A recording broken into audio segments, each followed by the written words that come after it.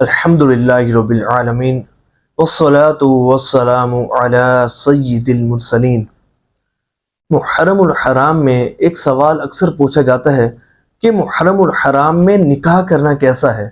محرم الحرام میں شادی کرنا کیسا ہے۔ تو اس حوالے سے کافی ساری غلط فہمیاں بھی لوگوں کے درمیان پائی جاتی ہیں۔ بعض کہتے ہیں کہ محرم الحرام میں نکاح کرنا جائز نہیں ہے، محرم الحرام میں نکاح کرنا درست نہیں ہے، اور اگر کوئی شخص محرم الحرام میں نکاح کرتا ہے تو اس کا نکاح زیادہ عرصے تک منعقد نہیں رہتا اور شادی ٹوٹ جاتی ہے، نکاح ٹوٹ جاتا ہے۔ تو دیکھیں، نکاح سارے سال میں کبھی بھی آپ کر سکتے ہیں، کسی دن بھی کر سکتے ہیں، کسی بھی دن نکاح کرنا حرام نہیں ہے۔ بنیادی مسئلہ ہے کہ سال کے 365 دنوں میں سے جب چاہیں آپ ان ایام میں نکاح کر سکتے ہیں۔ اسلامی مہینوں کے 355 دنوں میں سے جب چاہیں آپ نکاح کر سکتے ہیں، نکاح کرنا جائز ہے۔ امام محمد رضا خان رحمۃ اللہ تعالی علیہ، آپ سے محرم الحرام میں نکاح کرنے کے متعلق پوچھا گیا تو آپ نے فرمایا کہ محرم الحرام میں نکاح کرنا جائز ہے،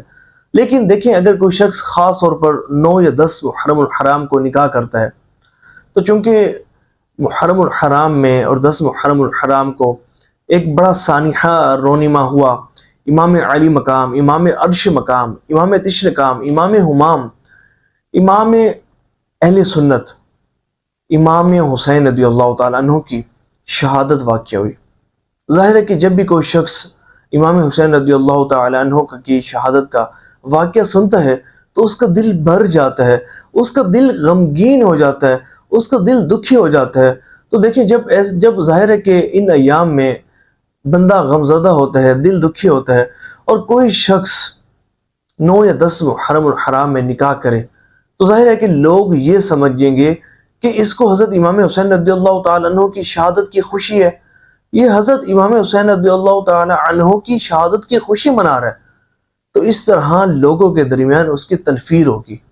لوگ اس کے ساتھ نفرت کریں گے، اور اس کے ساتھ برا بیہیو کریں گے۔ تو اس لیے بہتر یہ ہے کہ ان ایام میں نکاح نہ کیا جائے، لیکن اگر کوئی شخص محرم الحرام میں نکاح کرتا ہے تو اس کا نکاح کرنا جائز بھی ہے، درست بھی ہے، اور اس کا نکاح منعقد بھی ہو جائے گا۔